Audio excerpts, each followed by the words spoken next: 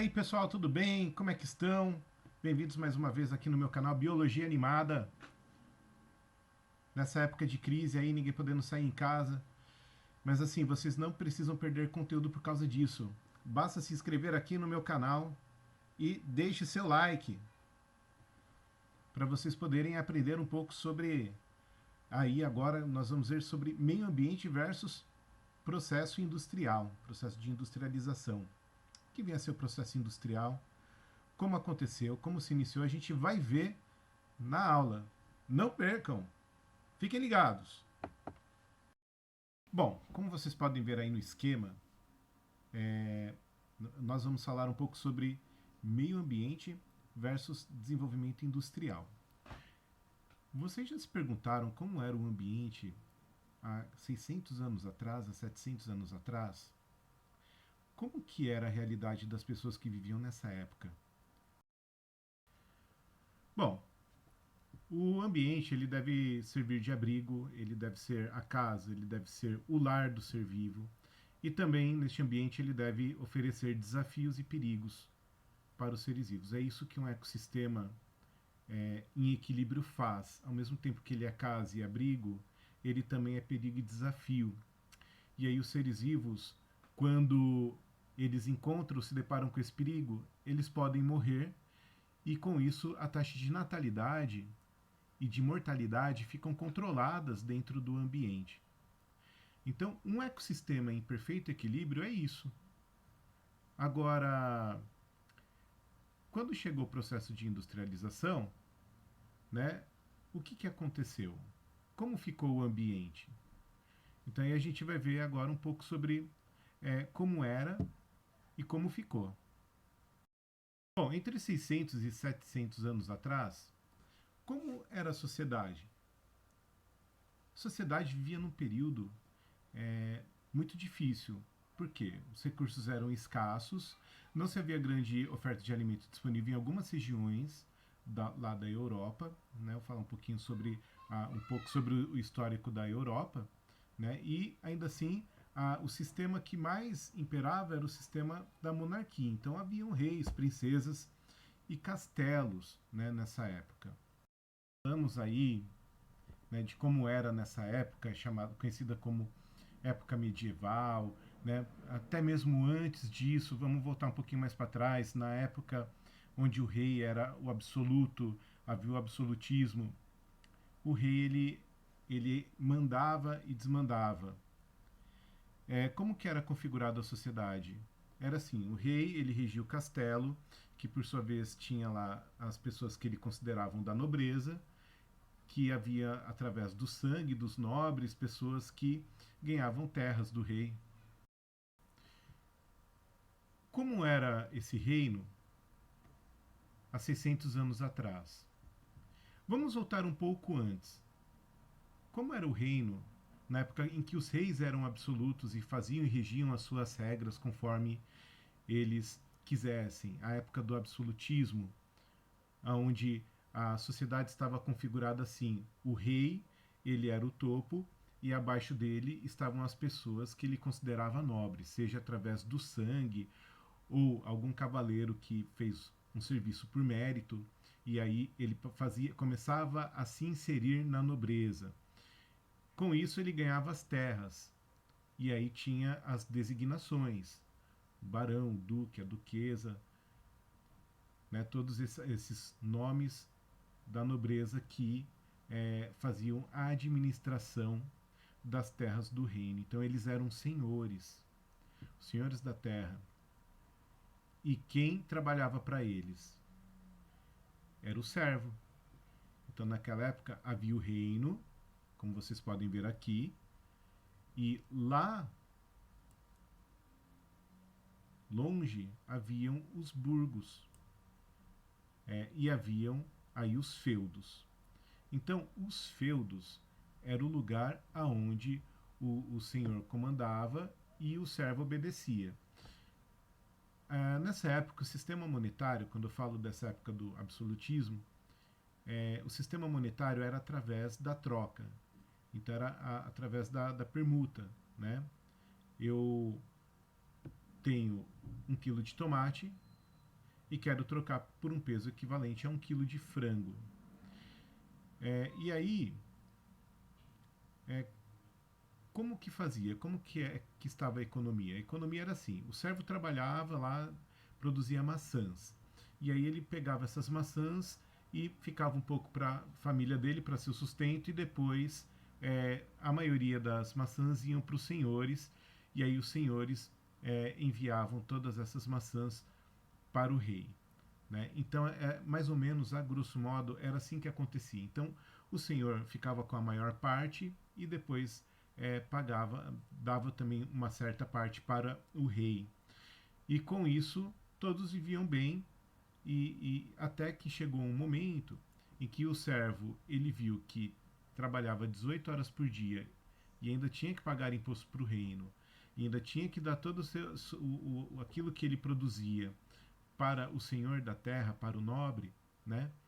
Aí o servo ele começa a ficar realmente injuriado, e aí ele vai para os burgos, tá? Então eles, não tendo perspectiva de vida, eles preferem ficar nos burgos, que eram terras ainda mais afastadas, não habitadas, né, por pessoas, não tinham cidades, mas mesmo assim eles preferiram ficar lá do que ficar lá no reino. E aí começou essa questão das feiras, né? Eu produzo 1 quilo de tomate, porque eles tinham a técnica, eles não tinham a terra. Então eles foram lá onde haviam terras para eles poderem plantar.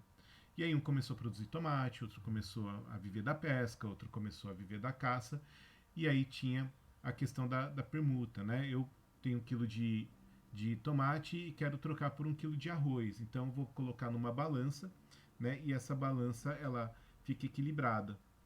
Então, 1 quilo de tomate equivale a 1 quilo de arroz. Só que chegou um momento que começa a ficar difícil mensurar o equilíbrio, né? Porque tem animais muito grandes que são para abate. Por exemplo, você pega um carneiro grande. Um carneiro grande ele vai pesar em torno de 200, 300 quilos um carneiro, né?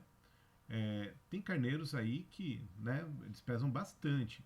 E aí como que você vai trocar, por exemplo, 100 quilos por 100 quilos de tomate? Aí ficaria difícil.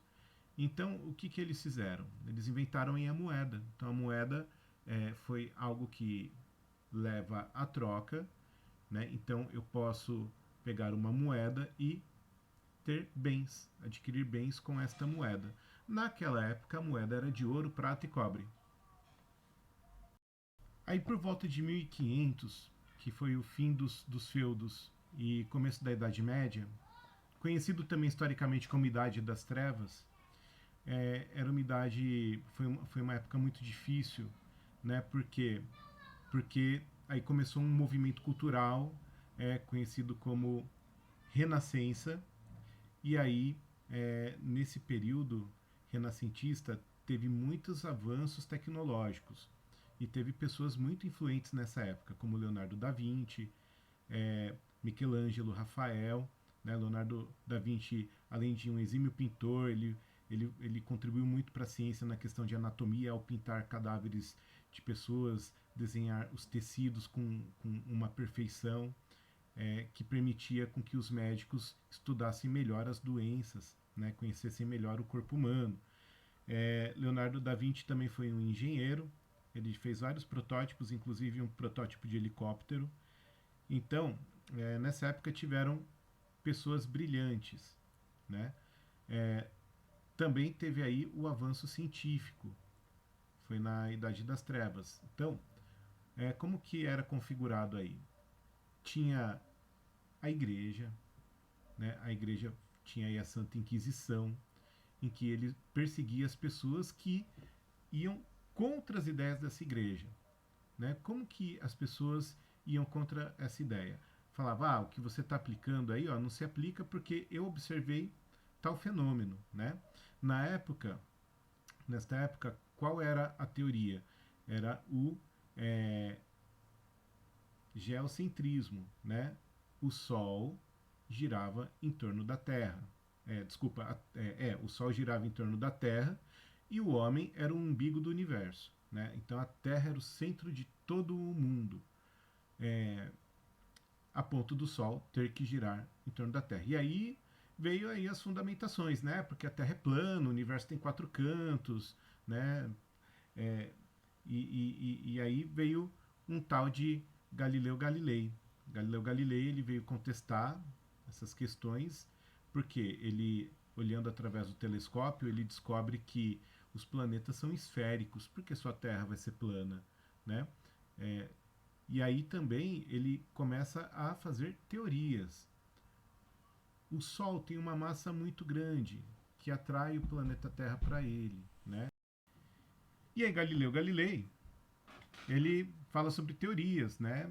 Sobre o espaço, sobre a Terra ser esférica, e isso acabou irritando muitas pessoas do clero.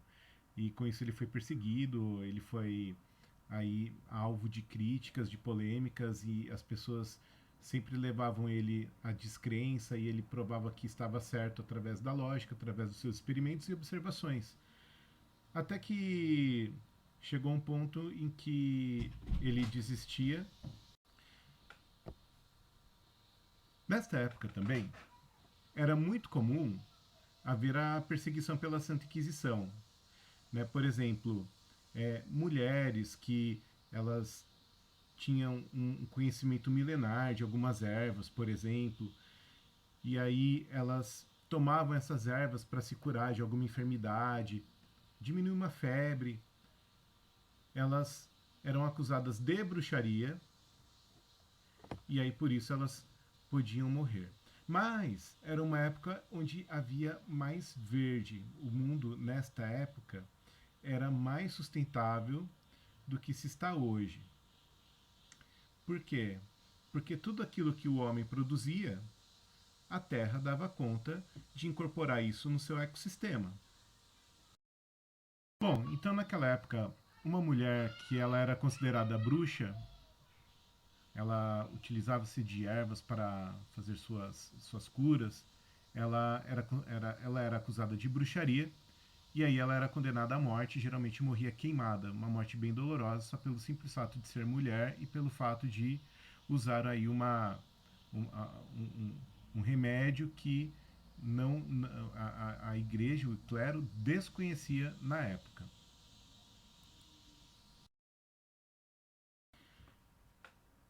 Bom, então tudo isso aí começou na Idade Média e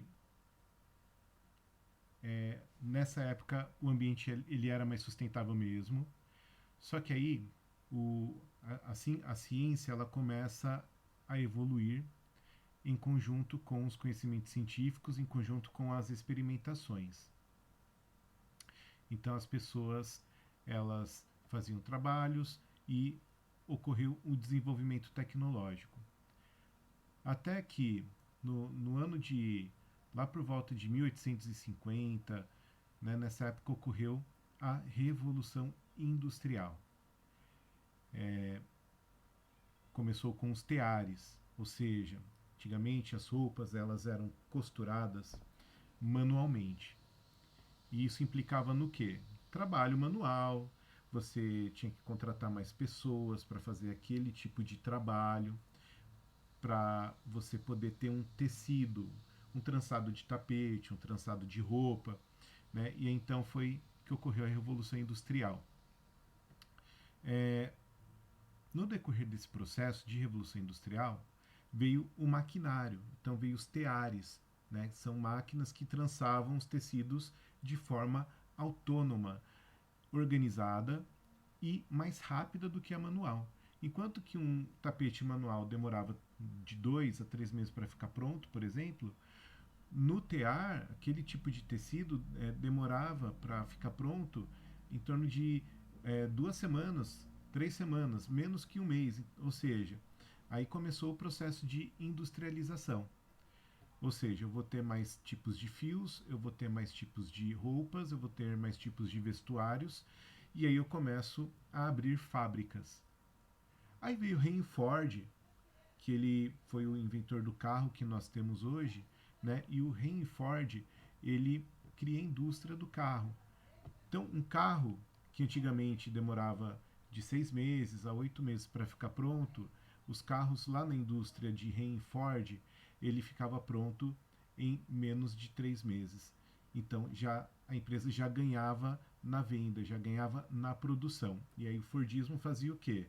As pessoas, elas eram contratadas para apertar parafuso e as pessoas apertavam parafusos o dia inteiro. Esse tipo de pessoas, eles eram contratados, então eles davam preferência de sair da área rural para começar a invadir, a entrar nos ambientes urbanos para trabalhar. E aí não tinha essa questão de sexo, era homem e mulher, também não tinha essa questão de idade. Um senhor de 70 anos fazia o mesmo trabalho pelo mesmo período de uma criança de 12. Né? Então aí tinha a questão do trabalho infantil, porque nesta época não se tinha legislação e a criança ela não era vista como criança. Né? Não tinha essa fase de adolescência, as pessoas não entendiam estas fases, então colocava a molecada para trabalhar, né? É, então nessa época foi a época da Revolução Industrial. Esse método foi muito explorado no filme de Charles Chaplin, um dos filmes que ele faz, ele coloca lá nos filmes uma pessoa só apertando parafuso, aí a pessoa passa 8 horas por dia só apertando parafuso, só apertando parafuso, a pessoa ficava com o parafuso solto, né? Por quê? Porque não conseguia aí fazer outras coisas. E nós precisamos sempre estar aprendendo coisas novas e sempre inovando, porque se algum tipo de pessoa que fica fazendo esse tipo de trabalho mecânico, braçal, o dia inteiro, ele vai apresentar problemas de saúde, não vai render a sua produção, e aí começa a questão da automação das indústrias. Né? Só que a indústria é o seguinte, né? O que a indústria é? A indústria é um órgão em que eu vou pegar uma matéria-prima que vem da natureza, eu vou colocar ali muita energia para tornear um material, para moldar, para deixar ele como eu quero e construir um produto em cima daquilo. Então, isso é uma grande tecnologia e todo tipo de tecnologia envolve uso de energia, uso de água, seja de forma direta ou indireta. Né? Vamos pegar aí, por exemplo, uma produção de cadeira. Na cadeira vai tinta. No processo da tinta lá dos corantes vai calor, vai água. Né? No processo de, por exemplo, para você dobrar o metal, você vai fundir esse metal, você vai gastar calor ali, você vai gastar energia para moldar aquele metal. Depois vem a tinta, né? Depois vem o verniz para madeira, que você, na hora de destilar o petróleo, você tem que tirar lá o verniz, por exemplo, que ele é de origem petrolífera.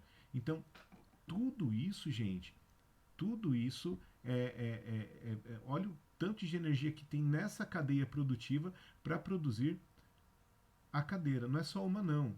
São milhares de cadeiras produzidas, porque aí você ganha por produção. Né? Você não vai gastar todo esse tempo de energia para produzir uma coisa só. Você vai produzir 1.000, você vai produzir 2.000, 2.000 produtos desse, né? Que vai para o mercado onde haverá a procura e aí haverá a oferta. Então, nessa época de surgimento, de evolução industrial, os donos das empresas, os donos dos grandes negócios, eles não estavam preocupados com a questão, né, dos resíduos. É assim, ele usava o que tinha na natureza para se obter um lucro infinito. Eu preciso extrair tudo que a natureza tem para me oferecer e com isso eu tenho um lucro infinito. Só que a natureza ela não é infinita. A natureza ela é finita, ela tem finitude. O ambiente ele tem um espaço e ele tem um limite. Você não pode, se você pegar muito matéria-prima de um mesmo lugar, você exaure e depois você não tem mais matéria-prima para trabalhar. E aí que estava o problema, né? E aí as indústrias elas não tinham essa cultura. E foi assim durante séculos, até que começaram a haver aí os grandes colapsos, né? As pessoas elas saíam da área rural para invadir, para chegar na área urbana, para trabalhar, porque tinha demanda, precisava de mão de obra. E aí os centros urbanos começam a ficar muito populosos. E em todo lugar que tem muita população e muita pessoa próxima, gente, sempre vai haver aí a questão das pragas, a questão do saneamento básico, a questão da saúde, né? Então as pessoas começam a adoecer mais, elas começam a ficar mais estressadas, elas vão dividir, competir por espaço, elas vão competir por recursos básicos como água. Naquela época era assim. E aí nas indústrias tinha aquele termo cama quente, né? A pessoa ia para trabalhar, voltava do trabalho e ia para a cama. Aí depois dormia. Aí quando dava o turno de ele acordava para ir trabalhar, aí a outra pessoa voltava para a mesma cama e dormia, pegava a cama ainda quente.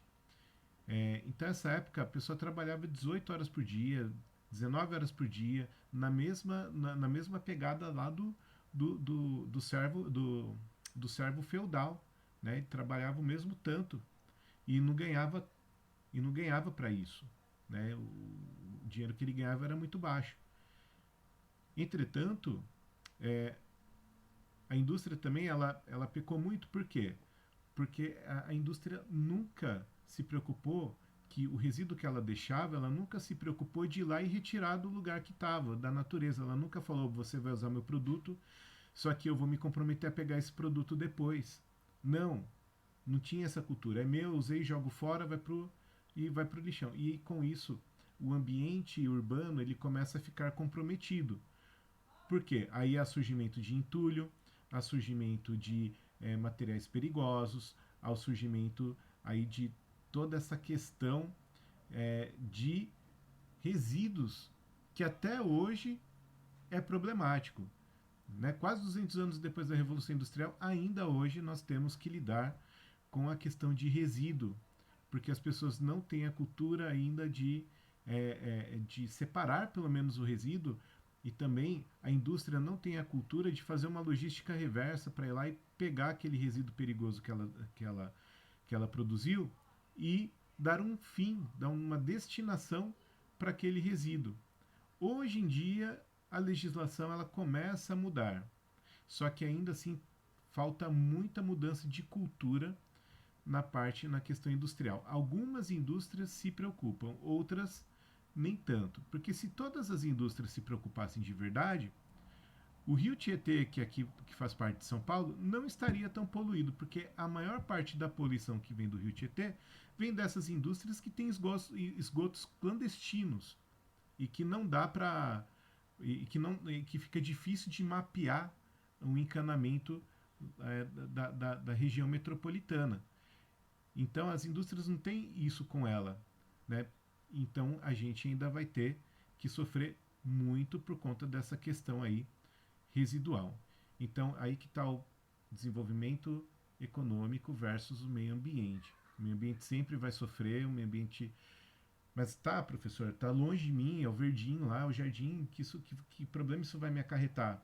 Bom, se a água que você compartilha, uma bacia hidrográfica, você compartilha na mesma região, se a bacia hidrográfica pertence àquela região que está sendo afetada, está sendo degradada e a água se contamina, você e seus familiares e quem você ama também se contamina. Né? E aí depois vocês vão poder, vocês terão maior probabilidade de desenvolver doenças graves. Né? Imagina uma bacia contaminada com metal pesado, imagina uma bacia contaminada com veneno agrotóxico que você vai lá, toma e é veneno para o corpo. Depois isso pode refletir numa mutação celular, vocês podem produzir câncer. Né? Então é assim, o problema não é nem me afetar, o problema é se afeta o meu filho, se afeta o meu neto. Né? O que eu deixei de legado para gerações futuras? Então vamos refletir um pouco mais sobre isso, né? E na próxima aula do módulo de meio ambiente versus desenvolvimento sustentável, eu vou falar um pouquinho mais para vocês sobre este assunto, que ainda assim é um assunto bem delicado para se trabalhar. Falou? É isso aí. Gostei de ver vocês aqui comigo. Fiquem aqui no meu canal, Biologia Animada, e deixem o seu like. Tudo de bom para vocês.